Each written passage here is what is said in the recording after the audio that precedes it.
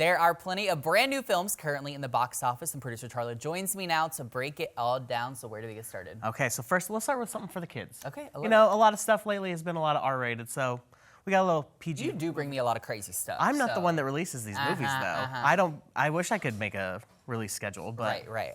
Okay, but anyways, Transformers 1. So this is an animated prequel of the untold story of Optimus Prime and Megatron, who were once friends, bonded like brothers, that changed the fate of Cybertron forever before becoming sworn enemies. Oh.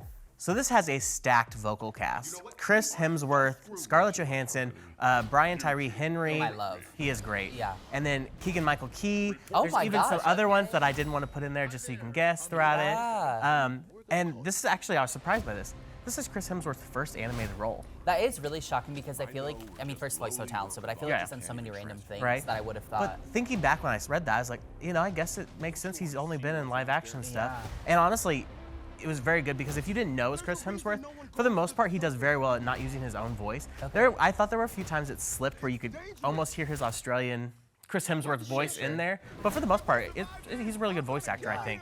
That is super interesting. Honestly, it's a really fun movie. I'm not very well versed in the Transformers lore. I've seen more of the recent ones, not the original Michael Bay ones, you know, that came out early 2000s or whatever. But it's a fun addition to the Transformers universe, I feel like. And you get a lot of lore with that prequel about Cybertron.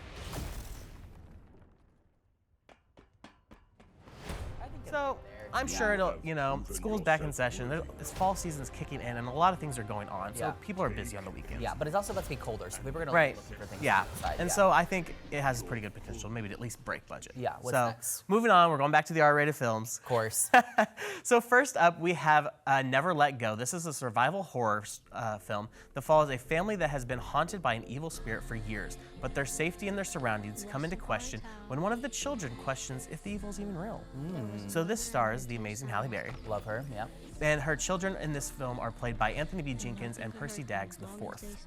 And what was surprising, I didn't realize until the credits, was that the director of Deadpool and Wolverine, Sean Levy, is actually a producer on this film. That's kind of cool. And I was like, oh yeah, because I mean, he just had that one come out. Yeah. So this one honestly was pretty good. It definitely keeps you questioning what's real and what's not in this world. Do you like that aspect of it? I mean, it keeps you guessing, you know, you don't get bored. Sure. You know, because some films can be very predictable. They drag. Yeah, and they drag, they feel very predictable. With this one, you're like, oh no, things aren't real. And you're like, well, maybe they are.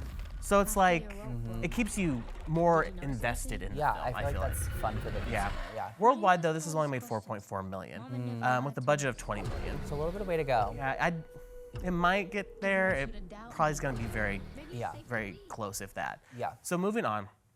Our other R-rated is The Substance. Okay. So this is a satirical body horror. And What now in the world? I knew you would not know what body horror was because you know what? The genres they come up with are wild to me. I didn't know what body horror was either. Okay. So in case you don't know, body horror is a subgenre of horror that intentionally showcases grotesque or psychologically disturbing violations of the human body or another creature.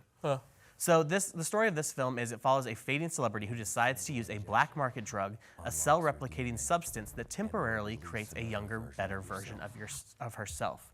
So this stars Demi Moore, Margaret Qualley, and Dennis Quaid even has a role in here. Another stacked cast, so interesting. Yeah. And honestly, this film is about 2 hours and 20 minutes, and that kind of made me worried to go watch it.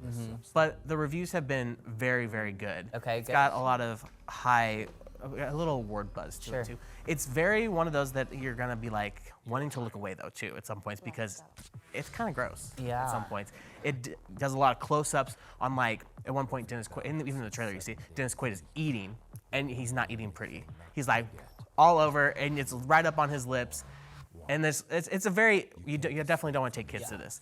It's a great acting all around though. And what I didn't realize was Ray Liotta was actually cast to play in this before he passed in February of 2022. Gone too soon, yeah. And then Dennis Quaid was cast instead. Interesting. This film kind of hits on the crazy standards for the female beauty in our day and age, you know, especially if you're a celebrity in Hollywood. Yeah. So it's definitely a good one to go see, I feel like. And I'd be curious to see if Demi Moore and Margaret Qualley, amazing in it. So I feel like they might be up for some awards this next award season, but I don't know. I guess we'll see. We're not too far off from it. Yeah. So worldwide, it's made $3.2 million with a budget of $17.5. We'll see if it gets there or not. But A lot of good things coming to theaters, though, this week. Yeah. We have Francis Ford Coppola's Megalopolis. Okay, that's a big Which word. I feel like is a mouthful to say. Yeah. Then the one I'm excited for is The Wild Robot, Okay. which is a new animated film. Then we have a film called Lee, which is a autobiography. No, not autobiography. It's a biopic, though. Yeah. And then She Taught Love, which is a Hulu original that will have a theatrical release as well in some theaters. Okay. But then moving on to streaming, Yeah. we have Inside Out 2. Gosh, I Out can't wait. tomorrow on Disney Plus Yeah. Wednesday. And then an Apple original on Friday called Wolf. Okay. And it was supposed to have a theatrical release as well, but then for some reason they pulled it and just said we're going to release it on Apple TV. Interesting. So I don't know about that Check one. out. Yeah, I guess we'll see. All right, well, check something out. Let us know what you think on Ozarks Live. We'll be right back.